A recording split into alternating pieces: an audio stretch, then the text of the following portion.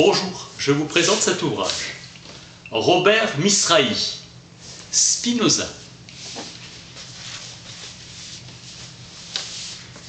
Relier une philosophie à la vie de son auteur. Vie austère, frugale et bien réglée, pauvre et tranquille. On identifie le spinozisme avec l'idée de substance unique et infinie. Sa vie concrète se fait dans la pauvreté et la vertu. Le souci de Spinoza est la lutte contre les superstitions, les passions mauvaises, les violences, les tyrannies et les dogmes religieux et sociaux. Spinoza est l'incarnation même de la modestie et de la douceur. Il lutte contre les délires religieux, politiques et philosophiques. Ce n'était pas un solitaire et un rêveur. Ses études sont effectuées en symbiose étroite avec son milieu social.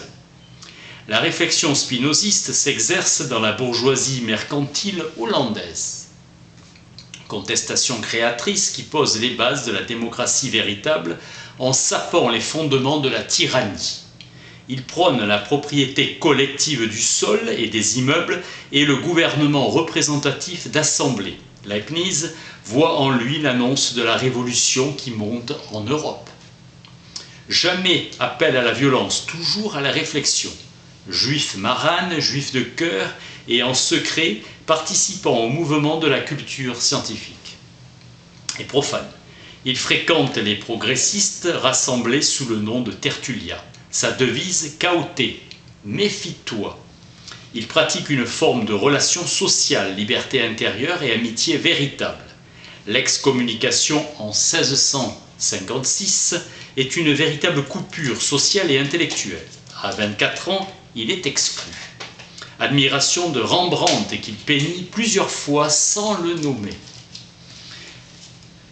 L'érème, excommunication n'ébranlant pas sa vie et sa pensée. L'assassinat en 1672 de Jean de Witt fut vécu comme une catastrophe. On reprochait aux régents l'impréparation militaire de la Hollande, appelant la restauration de la monarchie orangiste contre la bourgeoisie libérale et montante. Spinoza intériorise une situation extérieure, degré réflexif de l'écriture de la vie objective et réelle du philosophe. Ses écrits sont anonymes ou posthumes. Il est dénoncé et accusé. Il renonce à publier. L'homme libre manifeste autant de courage à fuir les dangers qu'à les affronter. Ces dons anonymes permettent l'édition. Ce sont des dons anonymes qui permettront l'édition posthume des manuscrits sauvés par le docteur Louis Meyer, son fidèle ami. Pour les contemporains de Spinoza, il jette les bases d'un athéisme moderne fondé sur une philosophie unitaire et déterministe de la nature. Le spinozisme est une philosophie de l'action vivante et de l'individualité heureuse. Le bonheur exige la liberté et se confond avec elle. Le vrai en soi n'est que l'ultime et décisif moyen de la liberté heureuse et de la joie. La joie réside dans la jouissance d'une certaine structure d'être, connaissance de l'union et de l'accord de l'esprit avec la totalité de la nature. Le philosophe considère comme faisant partie de sa joie et de son bonheur le fait que d'autres puissent jouir avec lui et de cet être nouveau et de cette perfection. Construire en tant que philosophe une société capable de permettre au plus grand nombre d'arriver facilement et sûrement à ce but. Spinoza veut orienter toutes les sciences vers une seule fin et un seul but, parvenir à la perfection humaine. Effort de transformation, travail de l'esprit qu'il doit exercer sur lui-même. Réformer l'entendement, la connaissance rationnelle par les causes infiniment supérieures à la connaissance vague, empirique. Ordre immanent de la raison, Spinoza privilégie la raison contre l'imagination. Le spinozisme est un rationalisme extrêmement rigoureux. Il est passionné de raison et de vérité. Sa théorie de la vérité est une théorie de la totalité. La connaissance empirique est fausse car mutilée. La connaissance rationnelle est vraie car complète. L'idée adéquate est l'idée totale qui rend compte d'une réalité ou d'une essence par la totalité de ses causes. Le vrai est l'idée adéquate. Ce n'est pas parce qu'un raisonnement est mathématique qu'il est vrai, c'est parce qu'il est vrai qu'il est peut-être mis sous forme mathématique. L'idée de la connaissance est toujours l'idée de l'idée, la connaissance de la connaissance ou réflexion. Spinoza dénonce les méfaits de l'imagination. Si les enchaînements étaient rigoureux, l'imagination serait une puissance, une vertu. Sinon, c'est une hallucination. Il est nécessaire de bien faire la distinction entre les idées et les mots par lesquels nous désignons les choses. La critique de la fiction est par le même mouvement une critique du langage. L'origine du mal est contenue dans la nature même du langage. La méfiance de Spinoza à l'égard du langage est existentielle et profonde et constitue pour l'historien la clé de l'interprétation du spinozisme. La méfiance se retrouve dans sa doctrine centrale de la liberté, le chaoté et la clé. Vous savez qu'une chose ne cesse pas d'être vraie parce qu'elle n'est pas acceptée par un grand nombre. Spinoza se méfie du langage, véhicule de l'imagination et de la parole vivante, quand elle s'adresse à des esprits superstitieux et aliénés. La langue spinoziste conserve tout le vocabulaire traditionnel, change la signification des termes et donne toujours une signification de ces termes. Il développe dans ses écrits la critique exhaustive de l'imagination, de la superstition et du langage. Trouvez des oreilles bienveillantes pour entendre la vérité. Le commencement de l'être, dont la pensée devient le commencement de la connaissance, ne consiste pas dans l'acte métaphysique de la création. Rejet radical de l'idée de création. L'être premier qu'on appelle traditionnellement Dieu, c'est la nature. C'est par la nature que la philosophie spinoziste de la liberté doit commencer. Cet être parfait qu'est la nature, la perfection, chez Spinoza, n'est rien d'autre que la réalité. Peut-être désigné par Dieu. Dieu et nature sont rigoureusement équivalents et parfaitement interchangeables. Dieu désigne la vérité, c'est-à-dire pour Spinoza, Dieu est la vérité même. Le point de départ de sa philosophie est une doctrine de la nature, la substance, la nature comme fait primitif et autonome. Substance, ce qui est en soi et est conçu par soi, ce dont le concept n'a pas besoin du concept d'une autre chose pour être formé. La substance réalisée absolument infinie, et cela même qui ne dépend de rien d'autre, ni dans son essence, ni dans son existence. Non créée, non dépendante, elle est le point de départ de la vérité. L'immanence est la condition absolue de toute vérité. Il n'y a qu'une seule réalité dans la nature, c'est la nature même. La nature infinie, la substance, est le concept premier qui n'exige rien d'autre pour être pensé. Derrière le monde visible, il n'y a rien. C'est la connaissance du tout de la nature qui donne la liberté véritable, la joie, la béatitude. La substance est sa propre cause, la totalité est pensée et ne peut être pensée que comme inexistante. L'éternité est la suffisance logique du concept.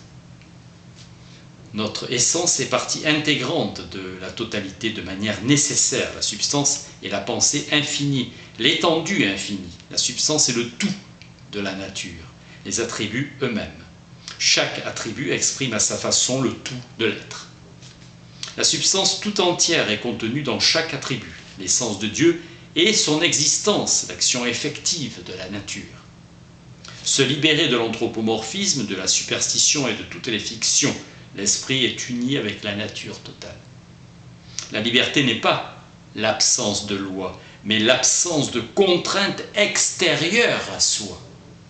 Toute détermination est négation. La puissance de Dieu est son essence, son existence même, la réalité effective de la nature. C'est en Dieu que nous sommes, Saint Jean, et que Dieu est en nous. Nous sommes une partie de la nature, et nous sommes dans le monde comme le monde est en nous.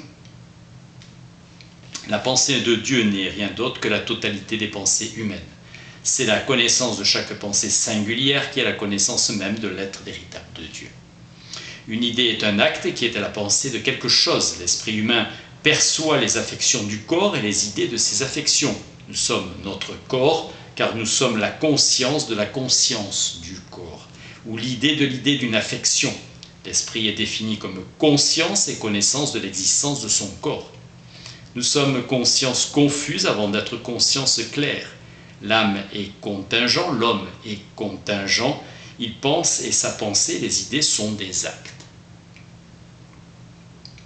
L'essence de l'esprit est son existence effective. La nécessité causale relie chaque être à son effort pour exister ou à sa force d'exister.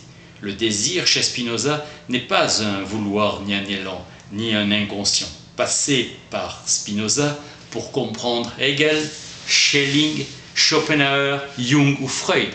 Le conatus est l'effort pour persévérer dans l'existence. Être pour Spinoza, c'est exister en acte.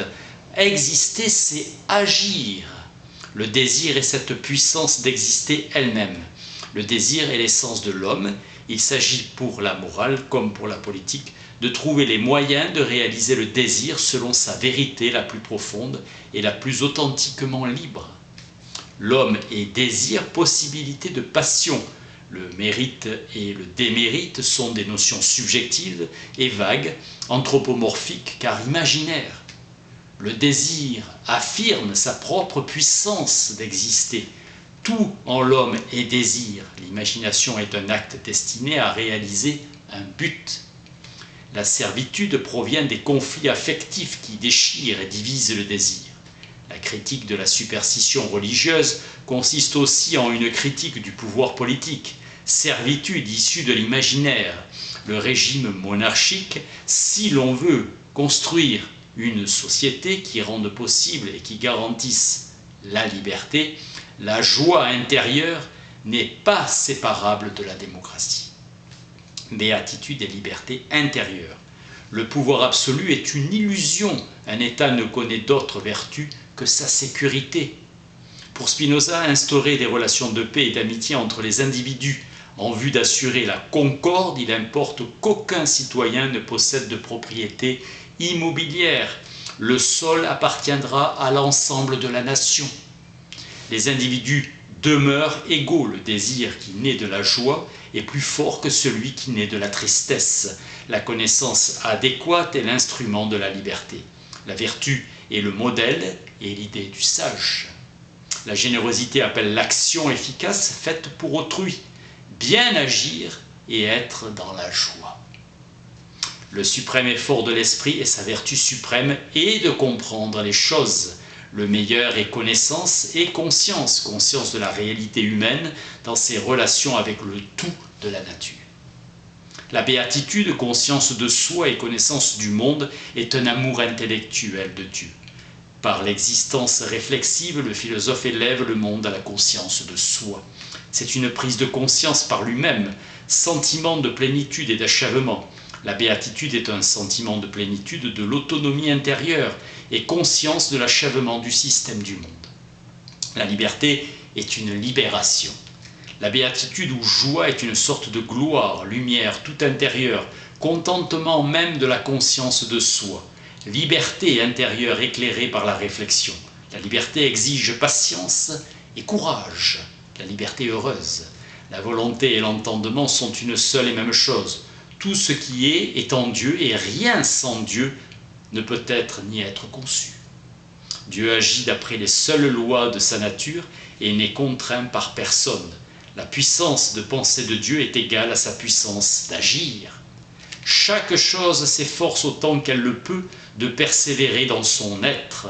On ne peut concevoir aucune vertu antérieure à l'effort pour se conserver. Le bien suprême des partisans de la vertu est commun à tous et tous peuvent également s'en réjouir.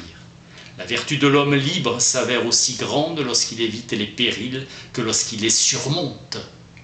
L'amour intellectuel de Dieu est éternel.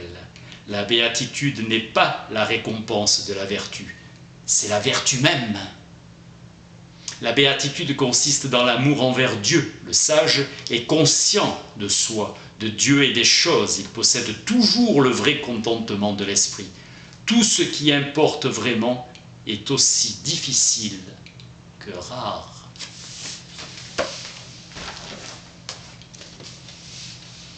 Robert Misrahi, Baruch Spinoza. Merci.